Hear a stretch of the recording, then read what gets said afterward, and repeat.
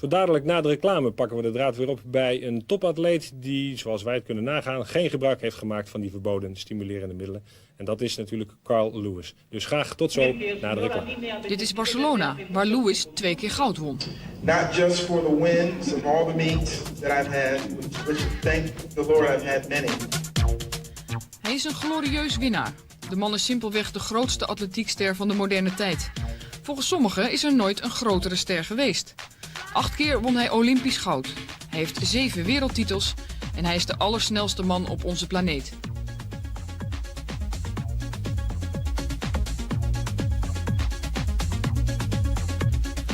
Tien jaar lang was hij ongeslagen bij het verspringen, hoewel het wereldrecord van Bob Beamon hem achtervolgde. Toch trad hij in de voetsporen van de legendarische Jesse Owens, die 4 keer goud won bij de Spelen van 1936. Op de baan is Lewis van een ingetogen schoonheid. Daarbuiten is hij zeer extrovert. I always want to be able to wear bike shorts, you know, and I always want to be able to wear a t-shirt and a swimsuit without everyone at the pool turning their head and just going, you know, that's just that kind of stuff. I always want to have that. And when it comes to hair care, nobody's better than Ride-On from Lester Silk. Live the legend. In eerste instantie moest hij op school niets hebben van atletiek. Maar een ontmoeting met zijn idool Jesse Owens bleek hem te inspireren. Hij maakte er later zelfs een plaatje over. Though I was young at the time, I knew then in my mind I'd someday be a champion. Then I met Jesse Owens, gave me strength to keep going. Now I'm inspired in all my events. Keep pushing harder, keep the faith.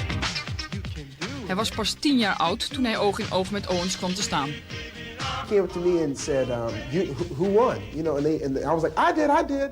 Then he looked at me with kind of a funny look and he said, you won? And I said, yes. So he gave me my medal and then he said, that's incredible. You're the smallest one here. And he took that and made it a lesson. He said, see everybody else, you other kids and all the people around, the smallest one won. All of a sudden, I was big man. You know, and that meant a lot to me. Because I've had people in my life, like so many others, that said, you'll never be anything in life. And when I was smaller, I was like I said, I was a late bloomer, so I was the slowest one in class and stuff most of the time. And I didn't win things often. Finally, somebody said I was great, and that person was somebody. So that was something that's embedded in my heart. He took the time to say that I was somebody. Carl Lewis is niet alleen atleet. Een optreden leverde BV Lewis 85.000 gulden op. En met commercials verdient hij zelfs duizenden guldens meer. Maar hij is al bijna 10 jaar toonaangevend in de atletiek. Zijn eerste indrukwekkende optreden was al in 1983. En vlak voor de overigens zeer spectaculaire opening van de Spelen van Los Angeles werd hij getipt als favoriet. Hij moest 4 keer goud winnen, net als Owens destijds. Ladies and gentlemen, welcome to the aims of the 23rd Olympiad at Los Angeles. Lewis maakte het waar. Toen hij de 4e gouden medaille binnenhaalde met het estafetteteam, werd hij de nieuwe Owens genoemd.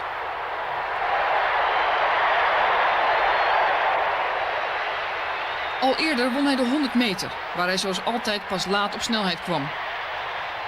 Maar niemand in de geschiedenis heeft meer keren onder de 10 seconden gelopen dan Lewis. Hij was bovendien ongenaakbaar bij het verspringen en op de 200 meter. Maar sommigen vonden hem onbezonnen toen hij zichzelf in de Amerikaanse vlag wikkelde. I'm trying to remember when anyone in history was ever criticized for carrying an American flag around a stadium in the United States at the Olympic Games. If you can come up with anyone that was really criticized for that, well then I'll just sit down and bow to you. Secondly, anybody that makes a smart decision in sports, when have they ever criticized for a smart decision? I did the right thing. I did the right thing as a competitor. We made the right move because I ended up winning all the medals. I just don't think that, looking back now, that I would do it differently because going with that mindset, not going to the Olympics before, not knowing what the effects of it would be, never competing in 4 events in 1 meet in my life before, I had to take every single precautionary measure in order to try to ensure that I do my best. Lewis heeft altijd evenveel lof als kritiek gekregen. I look at it this way, 2 ways.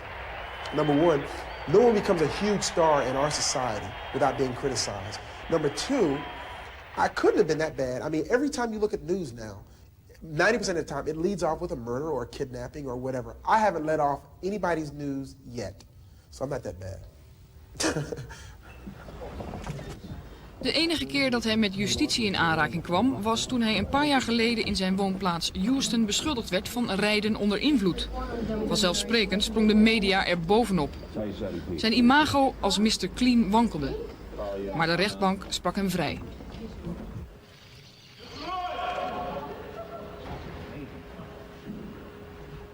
Buiten de atletiek heeft hij van alles geprobeerd.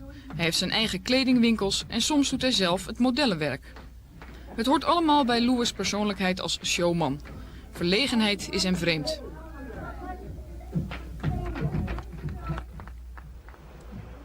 Na een training met zijn Santa Monica ploeggenoten loopt hij een van zijn winkels in Houston binnen, waar sommige t-shirts zijn bedrukt met antidopingleuzen. Hij heeft een zeer uitgesproken mening als het om doping gaat. Zelfs voordat Ben Johnson werd betrapt, noemde Lewis hem al een doopgebruiker. This is a no pain, no Spain shirt, which is very popular because of the Olympic Games being in Barcelona. This is a shirt that's kind of fitting. We saw it and we picked it up, and most of the things we make, but this one we just couldn't let go. We had to carry this line. We're very interested in it. Kind of stands for what we stand for. People who know me here know I would never take drugs. I think if there's a stand that's going to help our sport, well, then we have to make that stand. I can't wait until I have children and I'm sitting back as a 40 or 50-year-old man saying, that's my son, going after my records. But is he going to have to take drugs to compete? I mean, that's something that we're getting to, and that's an issue we have to address. That's why I think it's such a strong point in order to fight it. De race die de ondergang voor Johnson betekende en die de wereld schokte.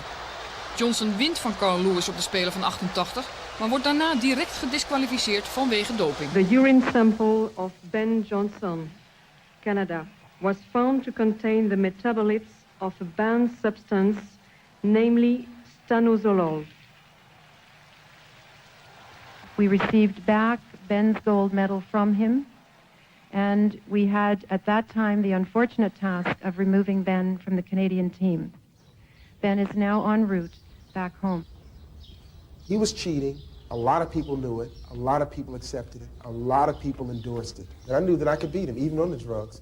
That's the attitude I had in '88. I went in, and I think I proved that attitude in Zurich because we had a match race set, and I said, look, let's get on the track and run. Let's mix it up.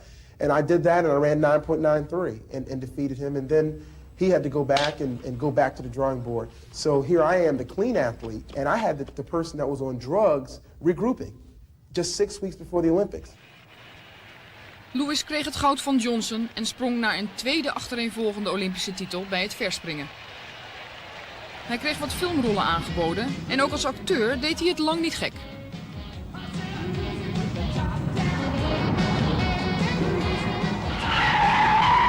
Hey man, why are we stopping here? Hey, this truck's moving. Hey, they're dumping stuff on us. Get us out of here. I can't find reverse. Oh, shit, man. What do you mean? Look at these Armani slacks. God, your slacks. Look at this jacket. It's a Versace original. An original? Looks more like shit to me. Lewis' antidopingcampagne werd gerechtvaardigd en de commerciële mogelijkheden werden aanzienlijk uitgebreid. Vooral in Japan was hij zeer populair. Het 23 jaar oude wereldrecord verspringen van Bob Beamon kwam binnen bereik van Lewis. I'm being interviewed today by a very special person. Many of you may not know his face, but with one jump, Bob Beamon helped change the sports world. Beamons ongelofelijke 8,90 meter in Mexico City van 68 stond onder grote druk. Maar tijdens de wereldkampioenschappen in 1991 in Tokio zou een andere man het record breken. Mike Powell.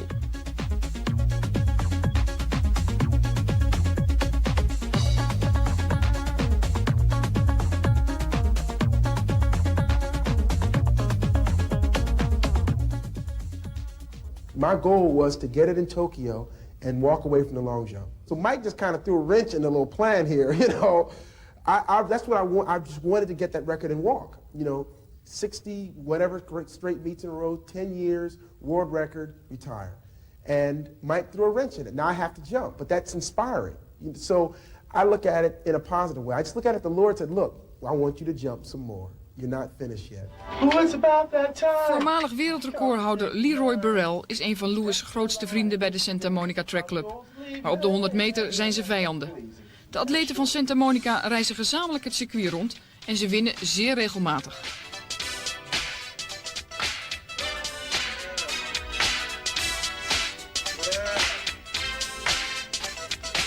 Dit is Mike Marsh, weer zo'n ster van de Santa Monica Club. Our relationship is simple and at the same time complicated. I don't really foresee any changes, and I don't see any reason why our relationship should change, because it's fruitful and it's productive, and I think it's beneficial for both of us. I don't think I would run as fast as I do if there wasn't a Carl Lewis, and I don't think Carl would run as fast as he's run if there wasn't a Leroy Burrell.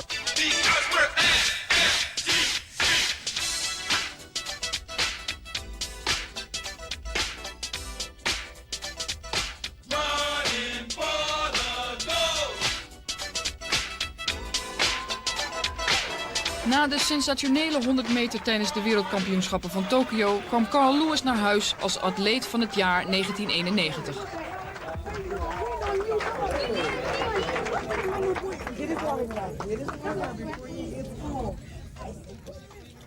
I'd like to present Carl Lewis with the Transworld Sportsman of the Year Award and congratulate him for such a wonderful season. Thank you, Leroy. Thank you very much.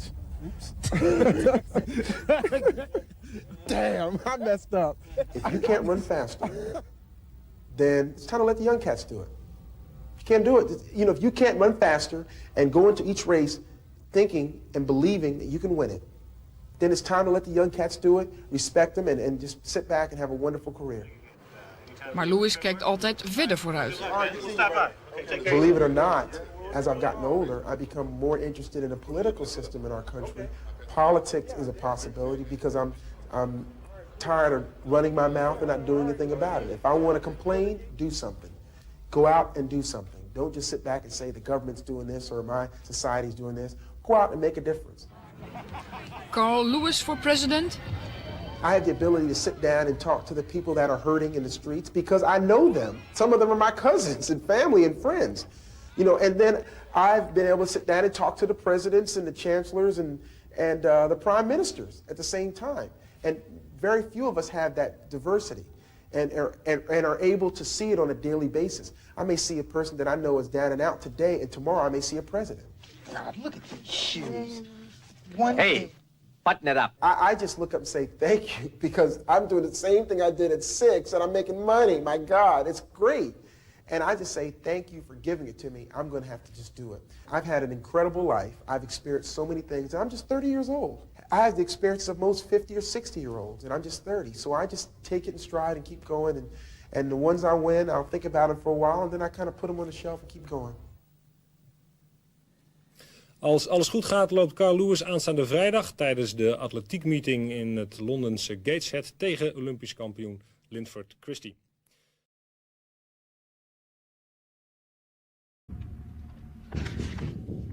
I'll be back.